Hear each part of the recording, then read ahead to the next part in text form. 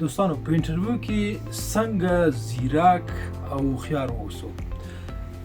زه تاسو ته د خپل ژوند یو مهمه کیسه او خاطره شریکوم. یو وخت کې یو ځوان د عثمان په نوم ما انټرویو کوو، ما سره په ټیم کې نور کسان هم وو. نو د انټرویو په وخت کې چې د سی وي ما وکتل، د هغه نه مخکې هم ما کتلی و. سی وي ډېر منظم، to the point او د موقف پورې مربوط و. دا سی وي چې کله موږ وکته نو موږ ویل چې 50% خو دا سی وي کار کړی، ځکه کوم شیان چې دا کس لیکلی دا موږ په دې موقف کې ضرورت لرو. خو غوښتنه مو وکړه چې ځان معرفي کړه، ځان یې معرفي کړه.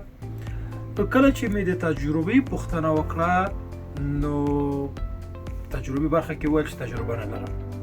ما ویل تا خو په خپل سی وي کې لیکلی چې تجربه لرئ. نو په ځواب کې راته وویل چې دروغ مې لیکلي. ما ولې دروغ لیکلي؟ بیرته په ځواب کې راته وویل چې که دروغ مې نه وای لیکلی زه نه شارلس کېدم. دا دروغ د دې سبب شو چې زه نن شارلس شوی یم او تاسو سره زه خبرې کوم. دا ما دپاره ډېر جالب و او ډېر ښه و. بیا ما ورته وویل چې ښه دروغ دې وویل، موږ منو، هېڅ مشکل نشته، تا اعتراف وکړه. آیا ځان ثابتولی سئ چې په دغه موقف کې کار کولی سئ؟ نو په ځواب کې راته ویل چې زه 100% کې تاسو ته ډاډ درکوم چې زه ځان ثابتولی سم او کار کولی سم. حتی د هغه شخص چې تجربه لري دغه په نسبت هم زه ښه کار کولی سم. وویل چې زه ځوان یم، انرژي لرم، زده کړې مې کړي، زه په خپل تحصیل او زده کړو باندې ویاړم او زه دا کار کولی سم. دا ځواب ما ته خوند راکړه. نو په مقابل کې مې بیرته پوښتنه وکړه که چیرې ځان دې ثابته نه کړه. نو بیرته راته څه وایي؟ که چیرې ځان مې ثابته نه کړه نو د 2 الی 3 میاشتو په اندازه زه امتحاني دوره لرم. په دغه دوره کې که چیرې ستاسو خوښ نسم او یا ما ځان ثابته نه کړه، ما منفعه کړئ، بیرته د دندې نه مې ګوښه کړئ. نو ما ورته وویل درسته ده، د دندې نه به ګوښه سي. ویل دا چې زموږ دومره وخت ضایع شوی، دې سره به څنګه کوو؟ نو بیرته په مقابل کې راته ډېر ښه ځواب وایي. راته وایي چې تر کوم وخته پورې چې ما کار کړی معاش نه اخلم. نه یوازې معاش نه اخلم بلکې حاضر یم چې زه د دومره وخت جبران خساره ورکړم. نو دا ماته ډېر خوند راکړه. د دې اعتماد په نفس چې مې ولید او زیرک ځوابونه مې وکته زما خوښ سو. ولې په آخر کې یو بله خبره هم وکړه چې ما بیخي ډېر زیات خوښ سو. هغه دا و چې وویل ورې زه دې موقف ته ضرورت لرم. زما مالی وضعیت ښه نه دی، زما د ژوند وضعیت هم ښه نه دی.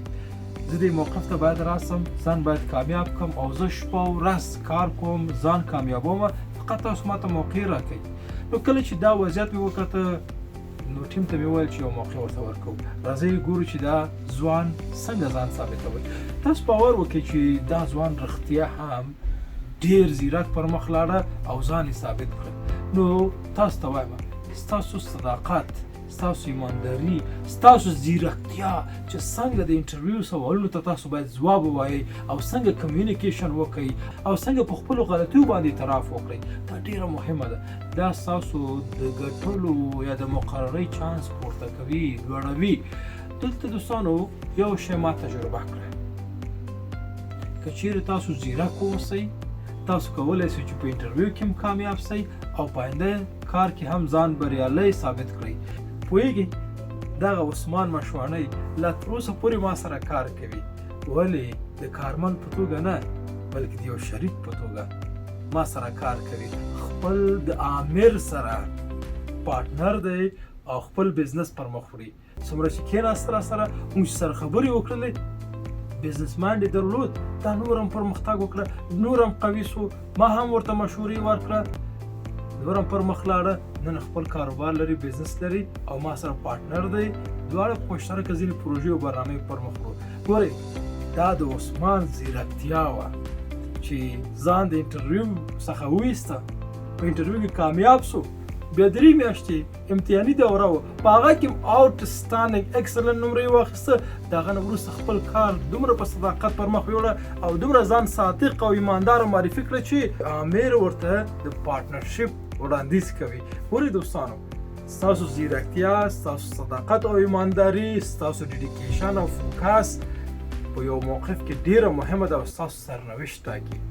نن عثمان زه ویاړ لرم چې یو ښه دوست او ښه ملګري په توګه راسره پارټنر دی او مهم چارې موږ دواړه پر مخ وړو.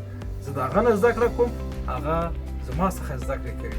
یعنې دا دوه طرفه دی. نو تاسو باید ډیر زیرک واوسئ.